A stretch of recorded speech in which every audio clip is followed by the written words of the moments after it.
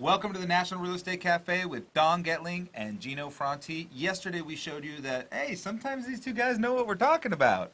No doubt. We're always predicting what's going to happen only because we watch reports like crazy. And that's why it's good to watch these shows daily because things change on a weekly basis, not monthly or quarterly, like some of the reports that are no good. Or the media likes to spin things. Like we said yesterday about the report, is that in November they said, oh, housing market sucks because it went down by over 10%. Well, we knew why because it was a new regulation. Oh, lo and behold, the next report shows that we're up 14%. So let's take the middle of that. Yeah, well, when you look at the inventory numbers that we looked at yesterday, one of those things that's really, really interesting is that with that low of an inventory, it's almost inevitable that the first quarter of the year is going to demonstrate some sort of price appreciation. So if we have price appreciation, what's going to happen to your borrowing power? Should I buy now or should I buy later? All right, so you can see from that report that the inventory levels are some of the lowest levels in quite some time.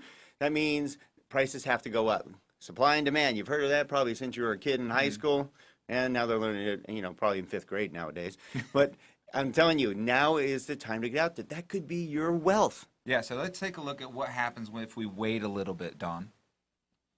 All right, if we were to wait for next year and we saw just a little bit of appreciation, 5.3%, a little higher than we saw this year nationwide, but it's quite possible with the reduced inventory situation that we're in, and interest rates were to rise. Now, let's take that with a grain of salt, Don, because we know that with what's happening in the stock market and with what's happening abroad, rates may not rise. But even if they don't, there's still an advantage to buying today. Oh, okay, you look at the chart, you would have lost $13,000 just on a $250,000 home.